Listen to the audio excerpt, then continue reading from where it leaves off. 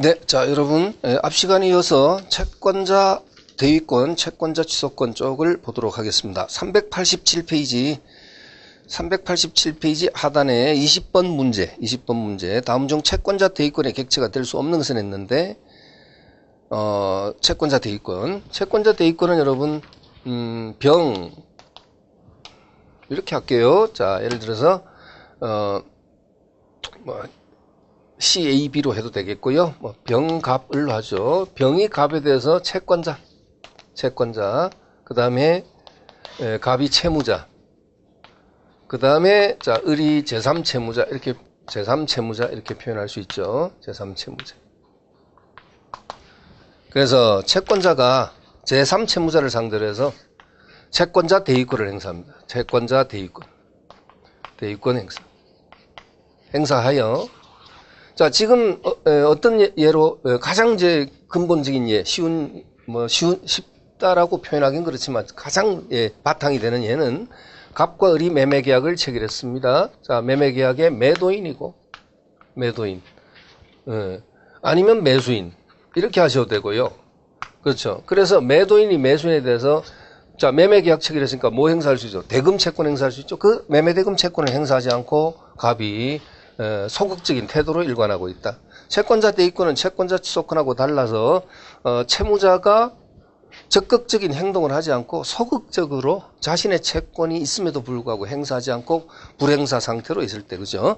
그때 채권자가 채무자를 대위하여 채무자 대신에 을을 상대로 해서 행사하는 권리죠. 그래서 이 채권자 대위권, 갑의 을에 대한 대금채권, 매매대금채권을 채권자가 자, 누구 이름으로 합니까? 자신의 이름으로 하죠. 갑의 이름으로 하면 이건 대리가 되죠. 그러니까 대위권은 채권자가 자기 이름,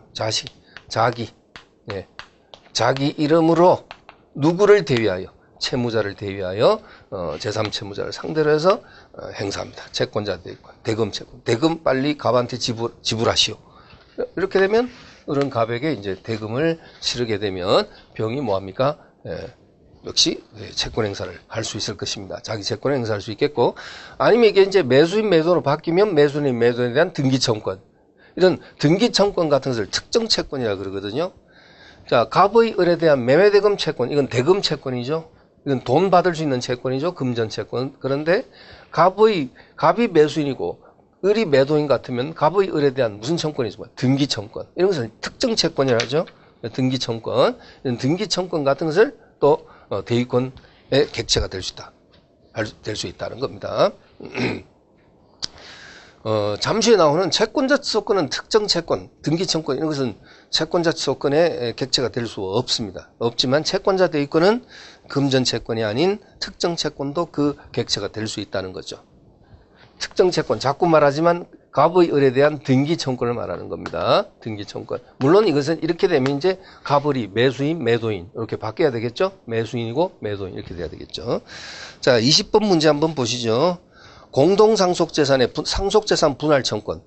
당연히 채권자 대위권의 객체 될 수 있겠죠. 그림에다가 그대로 접목할게요. 갑이 채무자고요. 병이 채권자고 이 채무자가 최근에 상속받은 재산이 있어요. 근데 갑만이 단독 상속인이 아니라 다른 형제가 있어. 그러니까 공동 상속인 중에 1인이단 말이죠. 자, 이런 경우에 갑의 다른 상속인들에 대한 상속재산 분할 청권 이런 것도 행사 안 하고 있으면 채권자가 대위 행사할 수 있다. 그렇게 해서 나누어 놔야지 채권자의 집행이 편하겠죠. 용이하겠죠. 그래서 가능하다는 거죠. 그 다음에 2번 채권자 대위권이나 채권자 취소권 2번과 5번 채권자 대위권이나 채권자 취소권조차도 대위권의 객체가 될 수 있다. 네? 갑의 입장에서 또 누구에 대해서 을의 또 다른 채무자인 정에 대해서 대위권을 채권자 대위권 행사해서 이렇게 을 앞으로 돌려놓을 수 있는데도 불구하고 갑이 안 하고 있으면 역시 병이 채권자 대위권도 대위권의 객체가 된다. 좀 헷갈리죠, 그죠? 5번에 채권자 취소권도 대위권의 객체가 되고요. 그 다음에 3번 가압류 신청권 역시 대위권의 객체가 될 수 있다. 그러나 4번에 있는 패소 판결에 대한 항소권, 항소권. 자, 우리가 1심 판결에 대해서 불복해서 항소를 한다. 이런 항소권은 지금 현재 재판이 계속 진행 중에 있는 것이기 때문에, 그렇죠? 1심 판결에 대한 뭐 항소를 한다, 예를 들면, 그렇죠? 이런 것은 재판이 지금 진행 중에 있는 것이기 때문에, 이런 것은 채무자가 권리 위에서 자고 있는, 아니, 채무자가 지금 권리 불행상 상태가 지속되는 경우라고 볼 수 없습니다. 그렇죠? 채무자의 권리 행사가 지금 있는 상태고, 그렇기 때문에 이것은 대위권의 객체가 될 수 없다, 이렇게 봐야 되겠죠. 4번이 그래서 정답입니다, 여러분. 자, 그 다음에 21번 한번 보시고요. 채권자 취소권에 대한 설명 중 옳지 않은 선인데, 이번에 채권자 취소권은, 자, 채권자 취소권 이제 C, A, B 이렇게 표현하겠습니다. 자, 채권자, 그 다음에 채무자. 자, 채무자가 자기 재산을 B한테 이제 대위권하고 달라서 취소권은 채무자가 적극적 행위를 한 거죠. 재산을 빼돌리는 거. 그래서 이제 이럴 때는 이제 B를 수익자라 그러죠. 자신의 재산을 B와 짜고 재산을 매도한 것처럼 이렇게 빼돌려 놨을 때 채권자가 누구를 상대로? 역시 수익자를 상대로. 그 다음 수익자에서 다시 D에게 넘어가면 이 D를 뭐라 합니까? 전득자라 그러죠. 그래서 채권자는 채권자 취소권을 행사할 때는 수익자를 피고로 또는 전득자를 피고로, 수익자, 전득자를 공동 피고로 하는 경우도 있고, 자, 그래서 이자들을 피고로 해서 반드시 소송으로 제기해야 된다는 거 여러분 잘 아시죠? 채권자 취소권은 재판상 형성권이다. 채권자 대위권은 재판상으로도 할 수 있고 재판 외로도 할 수 있지만 채권자 취소권은 반드시 소송으로 해야 한다. 채권자. 그래서 이렇게 해서 채권자 취소 소송을 제기해서 판결로서 다시 A 앞으로 재산을 복귀시켜 놓는 것이다. 그런 점에서는 저 대위권하고 유사하죠. 그렇죠? 예, 그렇습니다. 예, 그런데 자, 그러면 1번 지문에서 채권자 취소권은 반드시 소송상 행사되어야 한다. 맞고, 1번 맞고, 2번 채권자 취소권은 채무자의 사행위를 취소하고 나아가 책임재산을 원상회복하는 권능을 가지고 있다. 맞죠? 채권자 취소권 행사하기 위한 요건은 자, 채무자의 뭐가 있어야 되죠? 사해 행위가 있어야 한다. 채권자를 속이고 재산을 빼돌림으로써 자신의 채권자를 속이고 그 다음에 집행을 곤란하게 하는, 즉 해치는 행위, 사해 행위가 있어야 한다. 그 다음에 두 번째, 악의여야 한다. 악의, 즉 채권자를 해친다는 사실을 알면서 해야 된다. 그 다음 세 번째, 그 재산을 빼돌림으로써 채권자의 채권을 만족시킬 수 없는 무자력자가 되어야 한다. 무자력화. 요 세 가지 요건이 충족돼야 되고, 그 다음에 수익자나 전득자도 악의여야 됩니다. 악의. 자, 그렇죠. 근데 여기서 이제 여러분 조심해야 되는 게 있죠. 이 채무자의 악의는 누가 증명해야 돼? 이 채권자가 증명해야 돼. 증명 책임은 채권자가 부담한다 했죠. 그런데 수익자 또는 전득자도 악의해야 되는데 이것은 채권자가 증명하는 게 아니라 수익자 또는 전득자는 채무자로부터 재산을 빼돌린 재산을 받아주면 일단 악의로 추정돼. 악의가 추정되기 때문에 추정된다는 소리는 역으로 수익자 또는 전득자가 채권자로부터 소송당해서 패소하지 않으려면 스스로 선임을 증명해야 한다. 스스로 선의를 증명해야 한다. 그렇죠? 악의가 추정되는 고로 추정되기 때문에 얘네들이 스스로 선임을 증명해야 한다. 아, 우리는 몰랐다. 응? 재산 빼돌리는 행위란 사실을 우리는 몰랐다. 예, 스스로 증명해야 한다. 자, 그러면 여러분 21번 문제, 자 2번까지 봤죠? 예, 자 2번 다시. 채권자 취소권은 채무자의 사행위를 취소하고 나아가 책임재산을 원상회복하는 권능을 가지고 있다. 그 다음에 3번. 채권자 취소권은 자신의 권리를 제3자에 대해서 행사한다는 점에서 채무자의 권리를 대위 행사하는 채권자 대위권과 다르다. 예, 채권자 취소권은 자, 자신의 권리, 채권자 취소권이란 자신의 권리, 이 권리를 행사하는 다른 점에서 채무자의 권리를 대위 대신 행사하는 것과는 차이가 있다. 네, 됐죠? 그 다음 4번. 채무자의 행위가 통정의 표시에 해당되는 경우. 자, 요 채무자 행위가 통정의 표시 A, B 사이에 108조 통정의 표시에 해당되는 경우에는 그것이 무효임을 주장하면 되는 것이므로 이에 대해서 채권자 지속권을 행사할 수 없다. 틀렸습니다. 통정의 표시도 채권자 지속권의 대상이 될 수 있다. 시험 자주 나오죠? 꼭 기억하셔야 되죠. A, B 사이가 108조가 적용되더라도, 즉 108조가 뭐예요? 통정의 표시가 적용되는 경우라 하더라도 채권자 지속권의 대상이 될 수 있다. 그렇습니다. 그리고 채권자 지속권의 요건에 충족되는 경우라 하더라도 A, B 사이가 통정의 표시의 요건이 충족되면 역시 통정의 표시를 해서 주장해서 무효를 주장할 수 있다. 그렇죠? 그러니까 108조 통정의 표시와 이 채권자 지속권은 406조입니다, 여러분. 조문으로 치면 406조인데 이 108조와 406조는 이것도 여러분 이렇게 이해하세요. 그러니까 조문 숫자를 꼭 이거 기억할 필요는 없지만은 서로 이렇게 포함하고 있다는 거예요. 그러니까 채권자 지속권의 요건이 충족되더라도 통정의 표시 요건이 있으면 이걸 주장할 수도 있고 이것이 요거 안에 들어갈 수도 있고 또 서로 이렇게 같이 주장될 수 있다. 이렇게 이해하시기 바랍니다. 요 부호가 좀 뭐 어울리지 않지만 어쨌든 그 두 개가 함께 성립될 수 있다는 거. 자, 그 다음에 4번 틀리고 정답입니다. 왜? 채무자 행위가 통정의 표시가 해당하는 경우에는 그것이 무효임을 주장하면 되는 것이므로 이에 대해서 채권자 지속권을 행사할 수 없다 했는데 틀리고 있다죠. 5번. 여러분 이 제척기간도 꼭 암기하셔야 되죠. 채권자 지속권은 채권자가 취소 원인을 안 날로부터 1년, 취소 원인을 안 날로부터 1년, 법률인가에서 날로부터 5년 내에 행사한다. 그리고 이건 여러분 끝에다가 뭐라 하시냐면 제척기간, 제척기간으로서 출소기간에 해당된다. 여러분 출소기간에 제척기간이자 동시에 출소기간에 해당되는 게 점상취라고 세 가지가 있다 그랬죠, 여러분. 점상취. 근데 이 상은 여러분 시험범위 아니에요. 상속회복청구니까 이건 여러분 몰라도 되는 거고. 점이 뭘까요? 점유보호청구. 왜? 점유권에 기한 물권적 청구. 점유보호청구는 있죠? 침탈당한 날로부터 1년 내에 반환청구를 행사하고, 방해제거청구는 점유물 방해제거청구는 방해가 종료한 날로부터 1년 내에 행사해야 한다는 그런 거 있죠? 그 1년 한 점유보호청구. 그 이제 제척기간이면서 동시에 뭐예요? 출소기간. 이거 뭐냐면 채권자 취소권입니다. 요 취는 채권자 취소권. 채권자 취소권에서 취자를 따왔는데요. 그냥 채하면 워낙 채가 많아가지고 그냥 취에서 땄습니다, 여러분. 그래서 점상취, 그러니까 취. 요 두 개가 여러분 시험범위에 해당되는 거예요. 이것은 자 뭐라고 썼다고요? 제척기간이자 동시에 제척기간 성격 중에서도 동시에 뭐요? 출소기간. 그 기간 내에 소를 제기해야 되는 출소기간. 꼭 암기 당부 드립니다. 자, 됐습니다. 그래서 21번 문제는 정답이 4번 되겠습니다. 자, 23번. 자, 23번. 채권자 취소권에 대한 설명을 옳지 않은 것은 인데요. 1번. 자, 준비됐죠?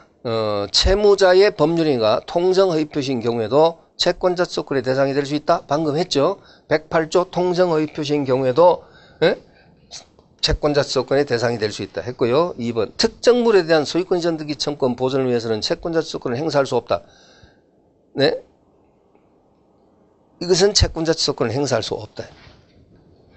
이거 여러분 이 그림하고 좀 맞추어서 그리려면 이렇게 돼야 되겠습니다. 네? 예를 들면 A가 매도인이고요. C로 할게요, 여러분. C가, 그러니까 이 그림하고 비슷하게 하려고 하니까 이렇게 그림을 그리는 거예요, 그죠?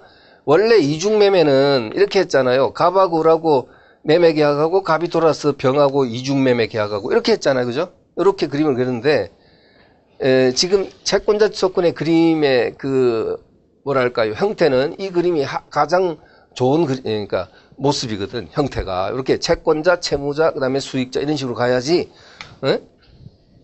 좀 이해도 빠르고 그렇거든요. 그러니까 그 그림하고 좀 맞춰서 표현하다 보니까 지금 이렇게 표현한 거예요. A가 매도인이고, 그 다음에 C가 제1 매수인이에요. 처음 매매 계약한 매수인입니다. 근데 이제 B가 그럼 뭐냐면 제2 매수인.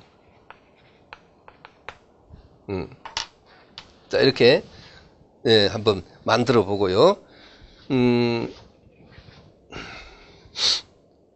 지금 A, C 사이에 먼저 매매 계약이 이루어지고 A, B 사이에 또 이어서 또 매매 계약이 이루어졌다.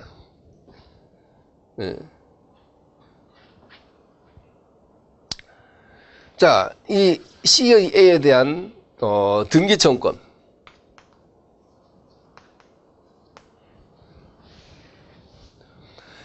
이 등기청권이라는 권리가 있거든요. 이걸 피보전 채권으로 해서 A가 C에게 이미 제2매수납부 등기 이쪽으로 등기를 넘겨줘 버리면 AB 사이가, AC 사이가 어떻게 됩니까? A가 B한테 등기, 왜? 먼저 매매 계약했고, 제1매수인과 돌아서 제2매수인과 매매 계약하고 이쪽으로 등기 넘겨버리면 AC 사이가 뭐가 돼요? 이 매매 계약이 이행불능된다. 그죠, 여러분? 네, 이행불능됩니다. 이때 C가 자신의 A에 대한 등기청권이 먼저 발생됐다는 이것을 피보전 채권으로 해서 B를 상대로 채권자 취소권 행사할 수 있느냐? 채권자 취소권. 여러분, 그림 그려서 표현하니까 이건 더 복잡해진다. 그죠? 행사할 수 있느냐? 이건 채권자 취소권의 요건이 될 수 없다는 겁니다, 여러분. 그래서 이것은 특정 채권이거든. 등기청권. 특정 채권. 이것을 피보전 채권에서 채권자 취소권을 행사하지는 못합니다. 이미 B한테 넘어간 등기를 말소를 요구하고 A 앞으로 돌려놓으라고 할 수 있느냐? 그건 안 된다는 거지. 네? 안 된다. 네? 근데 이건요, 만약에 여러분 칠판 한번 보시나요? 만약에 칠판 보세요. 만약에 이 B가 A에 대해서 적극적으로 매도인의 배임행위에 적극 가담해서 매매 계약이 이중 매매가 이루어졌고 등기가 넘어왔다면 그때는 103조 적용되잖아요. 그럼 이 매매가 무효가 되잖아요. 그러면 C가 B를 상대로 뭐는 가능합니까? A의 B에 대한 말소 등기 청권에 대해서 채권자 취소권이 아니라 채권자 대위권은 가능하겠지. 채권자 대위권은 행사해서 되돌려 놓을 수 있겠죠. 그럼 C가 등기 청권 행사하면 되는 겁니다. 그건 여러분 알고 있죠, 그죠? 그래서 요 등기 청권이라는 특정 채권은 채권자 대위권의 객체는 될지언정 채권자 취소권의 객체는 될 수 없다. 이렇게 봤습니다. 칠판의 그림이 그죠? 지금 그림이 이렇게 나왔습니다. 자, 그래서 여러분, 자 23번에 다시 2번 지문을 보겠습니다. 23번에 2번. 특정물에 대한 소유권 이전 등기 청권을 보존을 위해서는 채권자 취소권을 행사할 수 없다.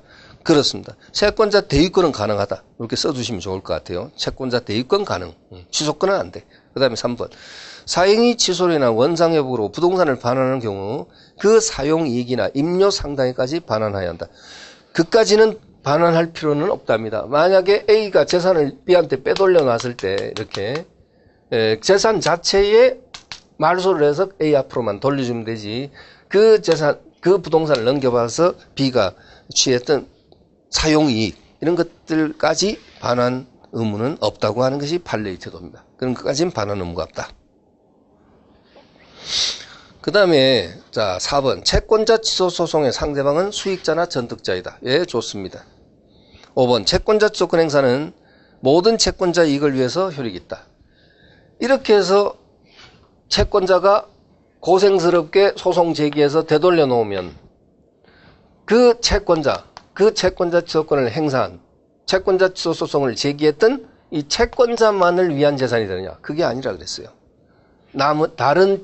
다른 채권자들, 제가 그렇게 비유한 거 기억납니까? 이 C가 이런 행위를 한 데 대해서 A의 또 다른 채권자가 있는데 걔는 멀찌감서 이렇게 숨어서 바라보면서 미소 짓고 있다 그랬죠. 여러분. 그렇죠? 왜 그렇게 표현했습니까? C가 이렇게 애서 소송 제기해서 되돌려 놓으면 C가 그에 대해서 우선 변제권을 행사할 수 있나요? 아니면 뭐 경매에서 우선적 효력을 주장할 수 있나요? 그건 아닙니다. 왜냐? 역시 그냥 채권자입니다. 강력한 담보물권자도 아니고, 그죠? 담보물권자는 이렇게 저당권자 같으면 이런 행위 할 필요도 없죠. 그냥 경매권 행사하면 되니까, 그죠?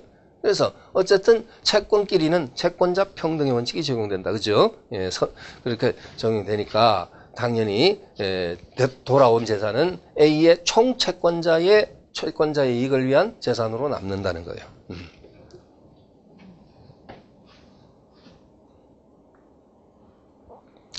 그래서 5번은 옳습니다. 채권자 취소권 행사는 모든 채권자 이익을 위해서 효력이 있다.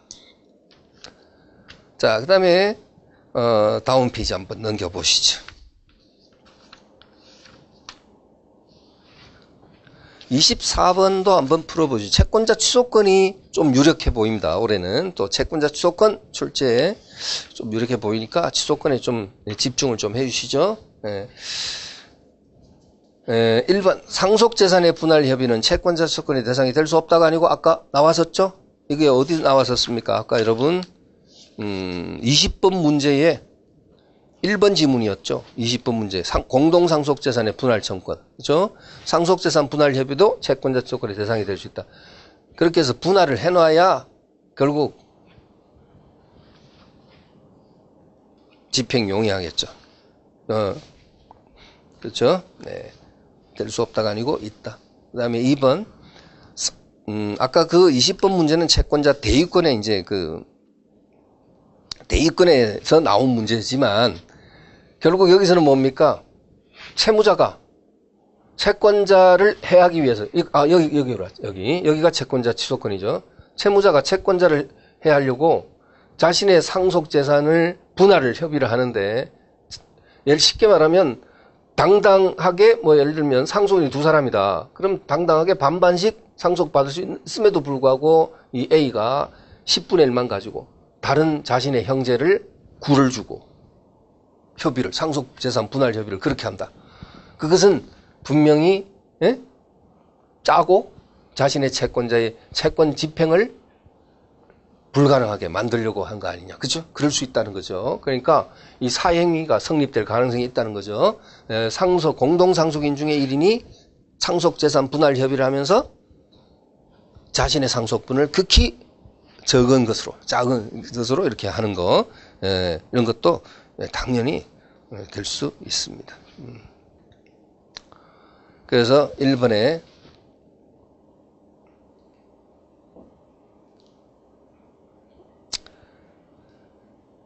밑에 여러분 판례 한번 잠깐 읽어볼까요? 1번 상속재산의 분할 협의는 상속이 개시되어 공동상속인 사이에 잠정적 공유가 된 상속재산에 대하여 그렇죠? 법정 공유가 되죠?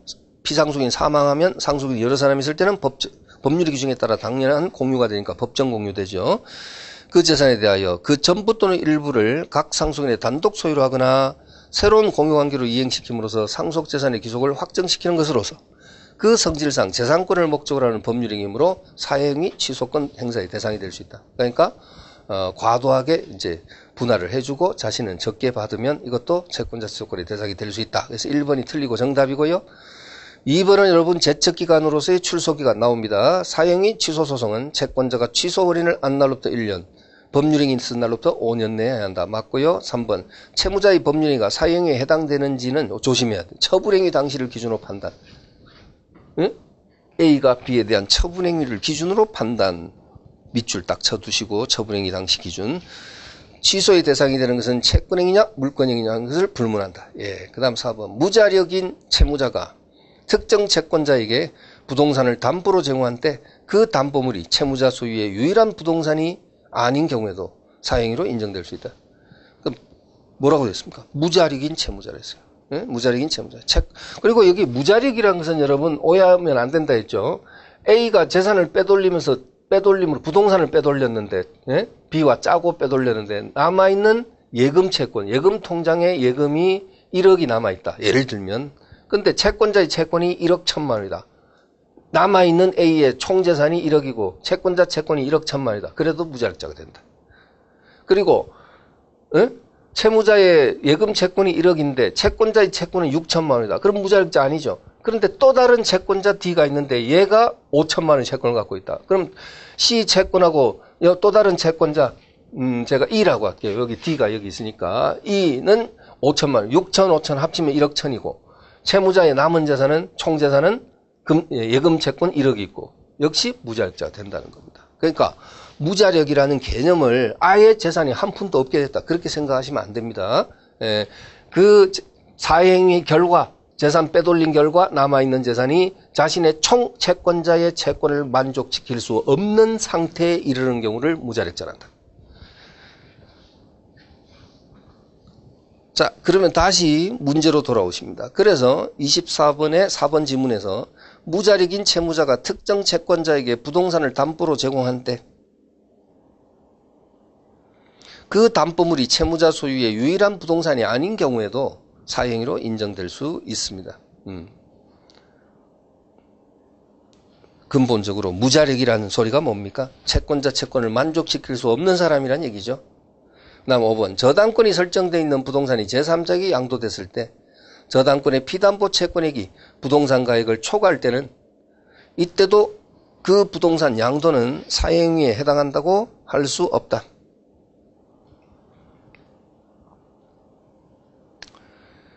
네. 자, 밑에 여러분 판례 한번 보시죠. 5번.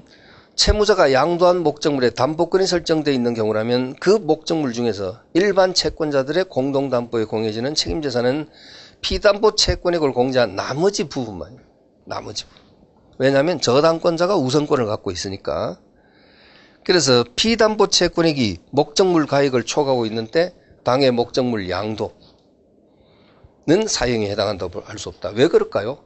어차피 부동산 가액보다 저당권자가 가져갈 돈이 더 크단 말입니다. 그러니까 부동산 시세는 1억이고 저당권자의 채권액은 1억 1천만 원이다. 예를 들면.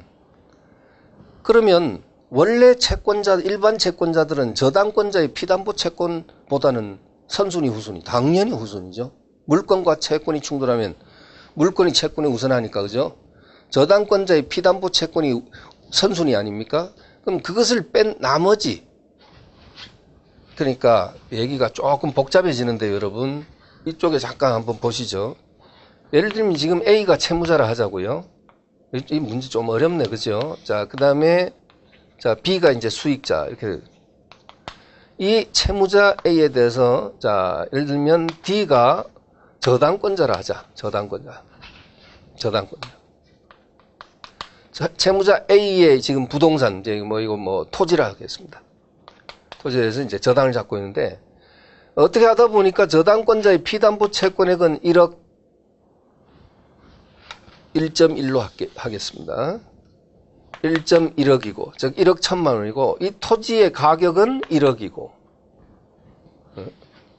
이런 경우 A에 대해서 채권자 지위에 있는 이 C가 이 토지를 A가 B에게 이렇게 빼돌렸을 때 B를 상대로 채권자 채취, 채권자 취소권의 대상이 될 수 있느냐, 이거.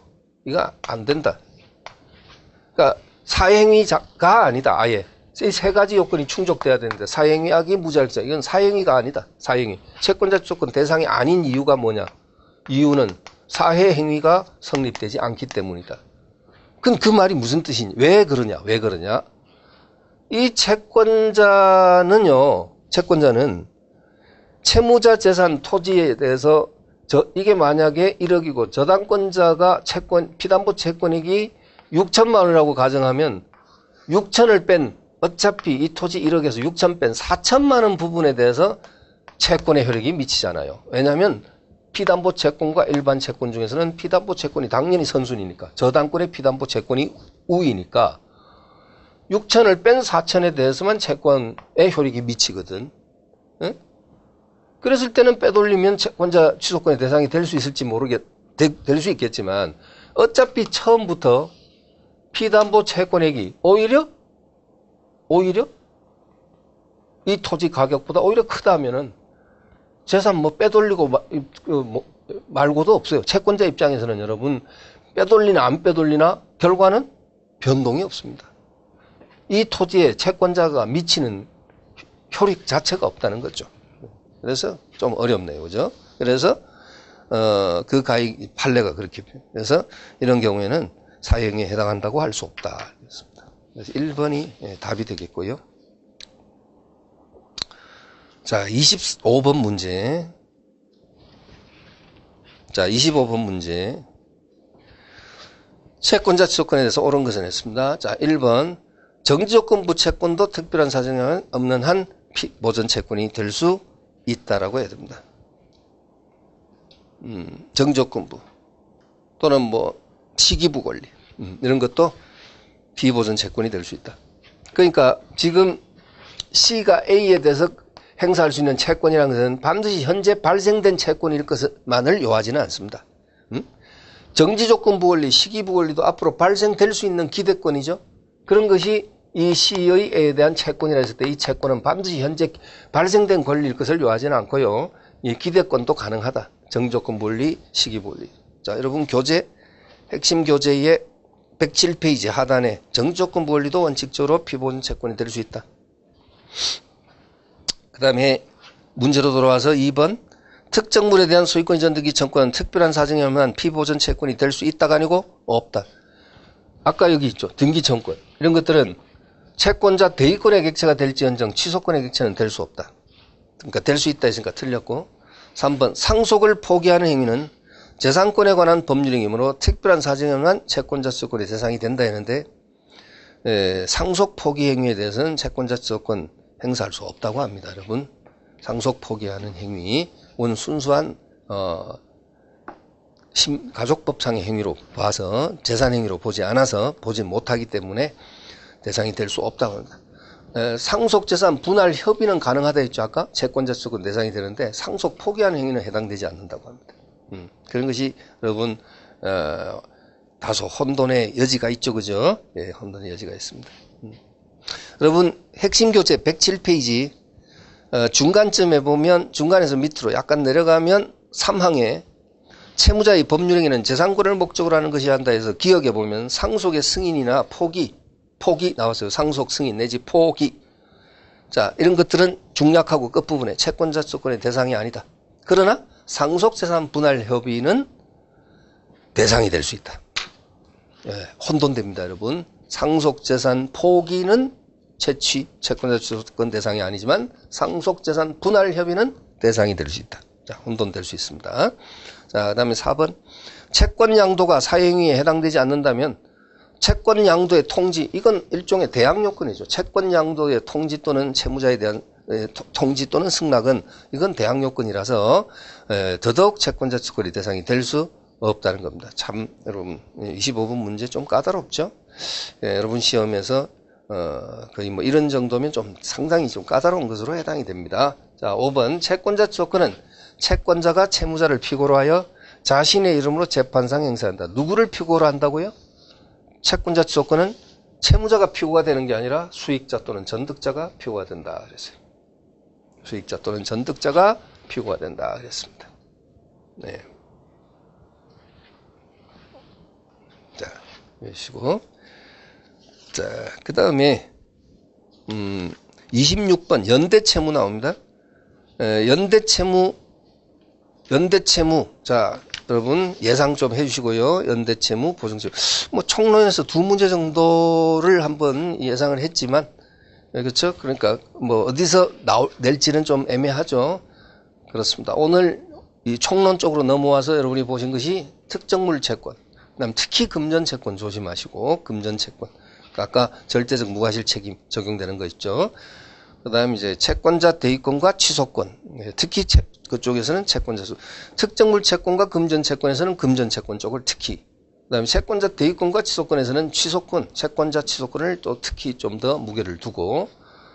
그다음에 이제 시작되는 게 다수 당사자 사이 채권 관계에서 연대 채무와 보증 채무가 나오는데, 자, 여기서는 이제 연대 채무가 상대적으로 좀 더 무게가 있는 편입니다. 그런데 보증 채무도 다소는 좀 주의가 필요하다. 연대 채무가 좀 더 무게가 있다. 좀 더 중요하다. 자, 26번. 연대 채무자 1인에 관하여 생긴 사유 중 절대적 효력이 있는 것이 아닌 것을 했는데, 절대적 효력, 여러분, 일체형 사유. 자, 여러분 핵심 교재 보시면은, 몇 페이지에 나오느냐.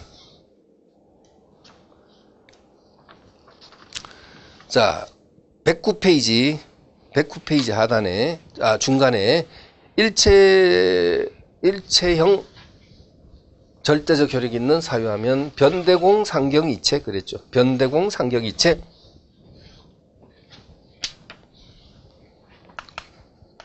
변대공 상경이체. 그렇습니다. 그래서 이제 변대공 상경이체. 변이 뭡니까? 변제, 대물 변제.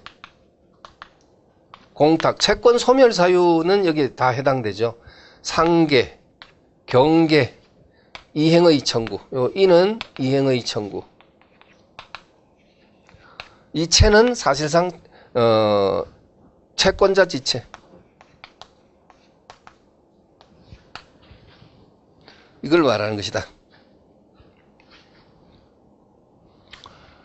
이것이 절대적 효력이 있는 사유. 그래서 갑이 이제 채권자고 A, B, C가 연대 채무자다. 자, 3천만 원의 채권이 있다. 이게 분할 채무면 A, B, C는 각 1,000만 원만 갚으면 된다. 그죠?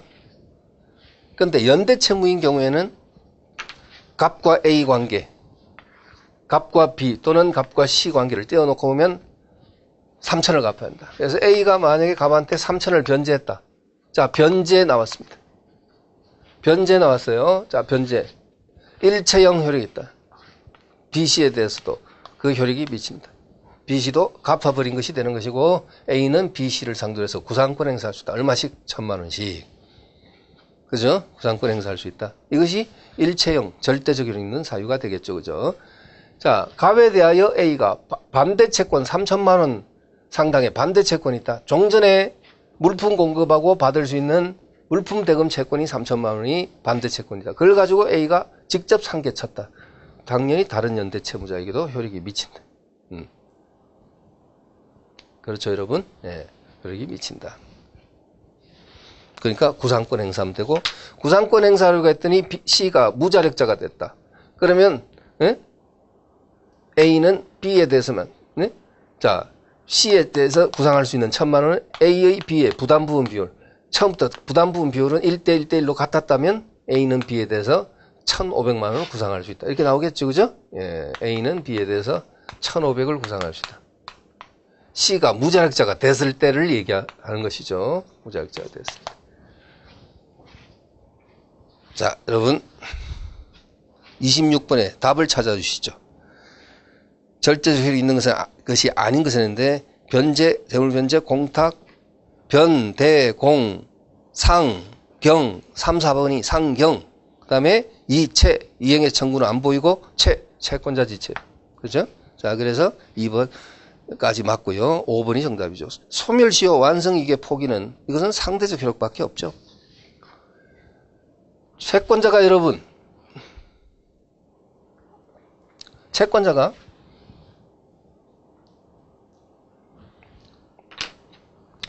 채권 행사를 하지 않아서 소멸시효가 채권이 완성됐다. 그런데 A가 단독으로 갑한테 소멸시효 완성이익을 포기했다. 그 포기는 상대적 효력밖에 없습니다. A와 갑 사이에서만 효력이 미치지 B, C에게는 영향을 미치지 않는다. 자, 그 다음 27번. 1인에게 생긴 사유 중 다른 연대 채무자에게 영향을 주지 않는 것은? 역시 여러분 이것도 2, 3, 4는 뭐냐면요. 여러분 2, 3은 뭐냐? 2, 3은 변대공 상경이체의 경, 2, 3 있죠? 있죠? 그러면 4번, 5번은 뭐냐? 이것은 왜 여러분 교재로 보면요. 부담 부분형이란 거 있죠? 109페이지 제일 밑에. 다른 자에게도 효력이 미치는 절대적 효력이긴 하지만 일체형이 아니라 부담 부분형. 거기에 해당되는 사유에 4, 5번이 있어요. 면제와 소멸시효. 면제와 소멸시효 보입니까? 그래서 이건 좀 유치하지만 이렇게 암기하라 그랬죠? 상면, 부담, 혼멸. 이렇게 기억하라 했죠. 앞 글자 해서 아무리 말만 들어도 말이 안 돼. 용어 자체들이 워낙 법률 용어라. 그죠? 그래서 부담 부분형, 부담이 들어간 건 부담 부분형. 일체형은 일체형인데 다시. 절대적 효력은 절대적 효력인데 일체형이 아니라 이것처럼 일체형이 아니라 부담 부분형. 그래서 상계. 이 상계는 이 상계하고 다른 게 뭐냐면 이 상계는 일체형은 반대 채권 가진 연대 채무자가 직접 자신의 반대 채권으로 상계를 친 것이고 이건 뭐냐면 그 반대 채권을 가진 자가 직접 상계를 안 쳐서 다른 연대 채무자가 그 A를 대신해서 상계한 경우를 말한 것이고요. 면은 면제, 혼은 혼동, 멸은 뭐냐? 소멸시효. 그래서 이런 것들은 부담 부분형이다. 그렇죠. 그럼 부담부분형은 도대체 뭐냐? 부담부분형은 어떻게 되는 것이냐? 근데 이게 부담부분형이 시험 나올 때는 상계 아니면 면제, 요게 나올 가능성이, 요 둘 중에 하나가 가능성이 특히 있는데, 특히 요 면제를 잘 보세요, 면제. 면제가, 케이스로 나올 때는 면제가 나올 가능성이 유력하다. 그죠? 여러분, 힘들죠, 그죠? 마지막 지금 거의 마무리 지금 상황으로 가고 있는데, 여러분 힘든데, 아니, 나는 뭐, 채권 강론까지는 충실했는데, 총론 오면 항상 난 부담스럽다. 그러시면, 하여튼 여러분, 수험 경제적으로, 예? 제가 예전에 강조한 거 아시죠? 나는 대를 위해서 소를 날려버리겠다. 예, 그러한 결단도 필요할 때가 있습니다. 예, 그렇습니다. 그래서 나 그냥 기본적인 것만 알고 이 부분은 나오면 난 그냥 찍어버릴 거야. 예, 옳은 거 골라라면 지문 제일 긴 거. 예? 예를 들면, 예, 그래, 이렇게 무책임하게 말을 해도 되느냐? 예, 말하고서 조금 그렇긴 합니다만은 결국 객관식 시험에서는 아시죠? 제가 지금 여러분에게 다소의 약간 약간 비진이도 없잖아 있습니다. 진심이 아닌 부분도 없잖아. 좀 있긴 하지만 그래도 사실 진위가 더 큽니다. 예, 비진이보다 진위가 더 크다. 예, 그게 무슨 소리냐면 그렇죠.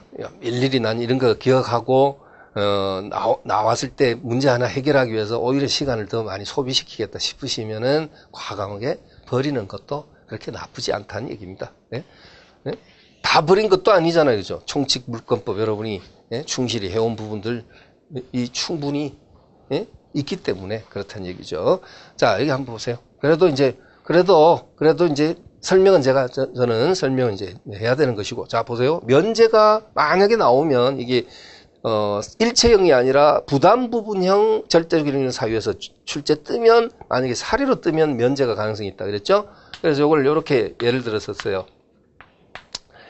자, A 200, B 200, C 200 빌려주고 연대로 묶어버렸어요. 그러면 어떻게 되냐면 600의 채무가 되는 거죠. 200, 200, 200이지만 분할 채무면 A, B, C는 누구든 200만 자기는 갚으면 끝나지만 연대는 600 다 갚아야 되죠. 값과 A 관계로 치면 600 갚아야 되고 B도 600 갚아야 되죠. 그래서 1800을 갚아야 된다. 그 뜻은 아니라 어쨌든 개인 대 개인으로 1대1로 띄워놓고 보면 600을 갚아야지 나 200만 갚고 내 채무 끝 이거 아니라 했죠. 그건 분할 채무지 연대 채무가 아니라고 강조했습니다.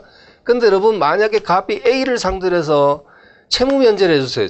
이 면제는 채무 면제를 얘기하는 것이다. 이렇게 채무 면제, 이 면제는 채무 면제를 말해요. 이렇게 면제를 해주게 되면 어떻게 되느냐. 이때는 일체형 다른 사람도 다 면제해 준 것과 같다. 이거 아니에요. 이거 아닙니다. 그렇게 된다면 면제가 저기 들어있어야 되지. 변대공 상경이체 어딘가에 면제도 있어야 되지. 그게 아니라 부담부분형이라는 뜻이 뭐냐면요. A한테 200 면제, 채무 면제해 줬죠. 그러면 자 A는 채무 없는 거예요. 그리고 이건 부담부분형으로 다른 자에게 미치니까 B는 원래 600이었는데 부담부분형만큼 미치 200만큼 까져. 그래서 400으로 남고 C도 600에서 400으로 이렇게 까지는 거지. 채무액이 줄어드는 거지. 이렇게 되고 만약에 C가 갑한테 갚을 때는 얼마만 갚으면 돼? 400. 그리고 구상권은 C가 400 갚았으면 B를 상대로 구상권 얼마? 200. 이렇게 되는 겁니다. 이렇게 되는 거죠. 이게 바로 부담부분형이다. 이렇게 되는 거죠. 그래서 여러분이 그 27번은요. 그 4번, 5번은 부담부분형이에요. 그러니까 어쨌든 절대적 효력은 절대적 효력인데 요건 일체형이고 변대공 상경이체. 요거 상면 부담 혼멸은 부담부분형. 그렇죠? 그래서 그때 요 암기하라고 어떻게 유치하게 했었죠? 서로 상면 얼굴 마주 보니까 부담스러워서 혼멸이 여러분 기절했다는 뜻, 기절했다. 이건 제가 그냥 만든 혼멸이 기절이냐? 예, 그냥 만든 거예요, 그냥. 좀 암기를 위해서 뭐 수단방법을 가리지 않아야 되니까 혼절이 원래 기절했다는 소리 혼절 아니에요? 근데 절은 여기 없으니까 그냥 혼멸했다 이렇게 한다. 예, 멸도 뭔가 무너진다는 뜻이 없어진다는 소리가 멸 아닌가요? 그러니까 정신이 멘탈이 무너졌다 이렇게 그렇죠? 예, 혼멸했다. 이렇게 억지 부렸어요. 예? 자, 그럼 정답은 1번입니다. 법률행위 취소. 이건 여러분 전혀 관련이 없는 것이 되는 것입니다. 자, 이번 시간은 여러분 여기까지 봐주시고요. 다음 시간은 남아있는 이제 그 연대채무, 보증채무에 대한 여러분이 이제 같이 풀어주시고요. 자, 28, 29번도 체크하고 문제 풀 겁니다. 미리 혹시 풀어보실 경우는 미리 한번 풀어보시고, 다음 시간에는 28, 29, 31, 32 이런 순으로 진행을 해서 다음 시간에는 총론 부분을 모두 마무리 짓고 전체적인 객관식 문제 풀이를 종료하도록 하겠습니다. 여러분. 자, 여러분 1시간 정도 남아 있습니다. 자, 다음 시간에 뵙겠습니다. 여러분 수고하셨습니다.